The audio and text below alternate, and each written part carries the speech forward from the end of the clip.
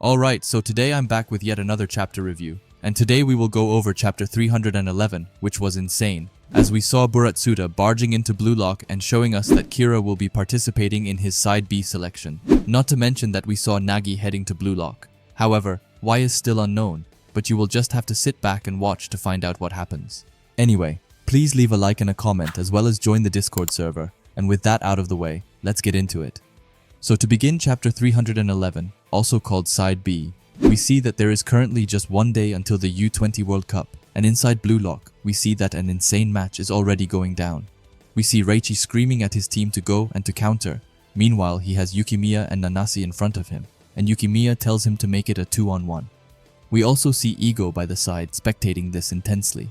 Anyway, the ball goes over to the sadist Hiyori, who crosses it towards Isagi, who has Nico behind him. However, even then, he manages to score a flawless goal. We then see the goat Chigiri being pumped as he compliments Isagi's goal, and we also just see Bachira by the side chilling. Isagi breathes out for a bit before he says no, and he looks towards Hiyori and tells him that he was one tempo too late. He tells him that if he doesn't send that cross earlier, then at the world's top level, he's getting blocked right there. Hiyori says alright, but tells him that he gets what Isagi is saying, but that he can't just pull off all of that right away. Hiyori looks towards Isagi and tells him that he isn't a robot and that he would break down before their match even starts. Karasu then adds in by saying that Isagi is asking for too much. However, it then gets dark around Isagi as he just says, "Huh?" He asks them what kind of lukewarm crap they are saying, telling them that their goal is to win it all right, and asks them what's wrong with pushing that vision onto Hiyori. Hiyori laughs and tries to ease up the whole situation as he says that Isagi is right. However, Karasu instead tells him that he could have put it in a softer way, but Isagi disagrees and says that it's not like he meant for it to come out harsh and that he was simply giving out his opinion. Karasu tells him not to say lukewarm then, and that Hiyori isn't slacking off or anything, and calls Isagi a dumbass. They both start to get super angry after that. However, that's when Aiku steps in and tells them that there's no fighting allowed and that both of them are saying that to win after all. Hiyori is just on the sideline and says that he doesn't mind at all. Aiku then looks at them and tells them to be fired up on the inside but stay cool when they communicate, and both of them then apologize to each other. After that, we get to Rin in the corner, being emo, as he has his hand in front of his face and says Isagi's name. Isagi looks over and Rin tells him that he is already thinking that he is the center of the team and that everything's just going to go his way. He then looks fiery towards Isagi and tells him to do that after he has completely won against Rin and calls him a wannabe demon king. Isagi just looks a bit mad.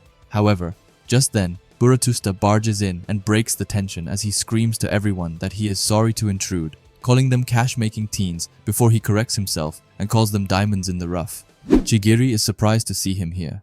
Bachira calls him a money-grubbing chairman, and Zantetsu holds his hands in front of his mouth as he tells Bachira that he can hear him, and Corona just tells him that it isn't hiding anything. We then get to Ego, who asks Buratsuda why he is here and tells him that he directly told him not to come to the field. Buratsuda, however, tells him that he isn't here to interfere with his soccer and that it's just a nice greeting. He then gets a big smirk as he says that he thought that it would be better to tell them about the promise he and Ego made, and that knowing that would boost their motivation as well, and this really piques Isagi's interests. After that, he opens up his arms to all of Blue Lock, and he tells them that the U20 Japan team roster officially has a maximum of 26 and not 23, and tells them that he is in control of those 3 remaining spots, while leaving Isagi stunned. Buratsuda then gets an even bigger smirk as he tells them that one of those slots is for Sai Itoshi. Hey, it's Natsu mid-editing here, and I just wanted to pause the video to ask you to subscribe if you haven't already, and while you're already down there, why not leave a like as well? Gagamaru just says, "Huh," and Fukaku says, "What?" However, I find that super weird, as he was in the original U20 team, so he, Aiku, and Sendu must have been aware about the team limit. Anyway, Nanas then just says that there's too much information. We then get to Rin, who looks super pissed as he thinks that Itoshi Sai is coming to the U20 World Cup. Buratsuda then explains in more detail as he says that Sei will be joining out from the knockout stage based on his wishes, but it hasn't been decided how the remaining 2 spots will be filled. He taps on his iPad and tells them that they will all be fighting in the U20 World Cup group stage. But behind all of that, there will be a Blue Lock Japan final 2-spot survival selection, and he looks pumped as he says that Side B is about to begin, telling them that in this Side B he's gathering around 300 young talents once again, and they will be streaming the heated battles on Blue Lock television with extra pay previews, pumping up Japanese soccer. Otoya asks if this isn't just a ripoff, and Nico says that it is. And Bachira says that it's as to be expected from the money-grubbing raccoon. And Zantetsu once again tries to tell them that he can hear them. Buratsuda then shows them some of the members who will be joining, and there, Isagi sees Kira Ryosuke, whom he remembers from the tag game, and he is left in shock. Buratsuda tells them that he is planning for the 2 players who pass Side B to be announced at the same time as the knockout stage lineup, and in other words, right when their beloved Sei joins the team, they will hit the world with a massive news blast. His eyes then start to completely fire up as he tells them that they better make it to the knockout stage even if they die, which leaves all of them kind of stunned. Buratsuda then leaves with his hands high and tells them good luck and to make big money. After that, Ego is quiet, but Isagi speaks up and he asks him what that was and what's going to happen to Blue Lock.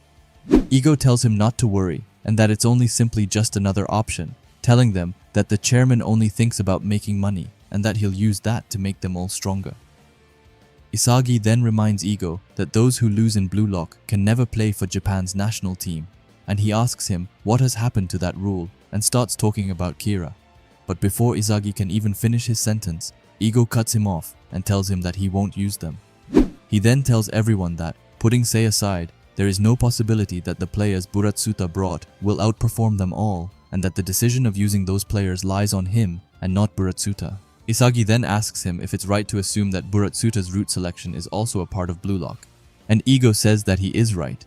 He calls it an unexpected crap interference but tells them to think of it in that way before telling them that, besides, if they can't win the U20 World Cup, then he will be exiled from Blue Lock, and that leaves all of them even more shocked. Ego tells them that his situation isn't that different from them all, and that he won't change his ways, telling them with an intense tone that he will create the world's #1 striker, and that he will put everything on the line to make Japan win the World Cup, and that until this ego burns out, he won't hand Blue Lock over to anyone. And seriously, can we just take a moment to look at Ego here? Like, he looks so insanely cold. He then says that he will now announce the regulars for the first round against Nigeria. After that, I'm guessing that we get to the day of the match, where we see a ton of people in Blue Lock shirts, and we also see Isagi's first fan, who has come to support Isagi, which is so wholesome, but that's far from all, as we also see Nagi going to Blue Lock. Is it to watch the match or be in Buratsuda's side B? We have no idea. However, the text on the side tells us that there are only 2 hours until the U20 World Cup starts, and the ending text says, with the opening match just moments away, the true intention of the genius as he walks towards the arena. Also, the next chapter will be called Toward the U20 World Cup, and there's thankfully no break next week, which is just insane, but I'm loving it. Anyway, there's a lot to talk about. For those who watched the leak video, it's pretty much the same stuff I said yesterday, so I'll briefly go over it. However, let's talk about Isagi. Now, seeing him so fired up and trying to become the best with his team is great. However, I feel like there might come a time where he takes it too seriously and it becomes too extreme, which puts either someone in danger or maybe they end up losing a simple goal. There's nothing wrong with being focused and trying to become the best. However, it's getting a bit dangerous. Now let's talk about Kira and the whole side B situation. Now I myself is super hyped for this, as even though Kira has only been in like 3 chapters, he was someone which I found very cool and interesting, so having him back would only be a positive for me. However, with Ego saying that he won't use them, it leaves me a bit confused. We can pretty much say with confidence that Nagi is there to participate in the Buratsuda 3. Like, come on now. Anyway, as Ego said that he wouldn't use anyone who lost in Blue Lock, this creates a tough situation, because if Kira lost and can't play, then Nagi can't either. Some of you said that the rule was only applied for the first selection, but that's not true. And it wasn't said anywhere, which is why we have to go that it's like that for all of the selections, including the Neo-Egoist League. So, with that said, I do think that both of them will play. However, I'm just interested in how Ego will come over that rule and what his reason will be. And honestly, that might be what I'm looking forward to the most. But anyway, this chapter was insane, and it feels like the chapters are only getting better and better, which I'm loving.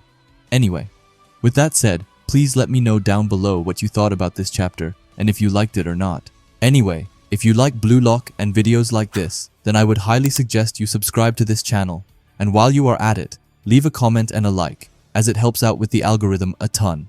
And if you are curious to see another video of mine, then please watch the video that will be popping up on the screen now. Anyway, thanks for watching and have a great day. Bye.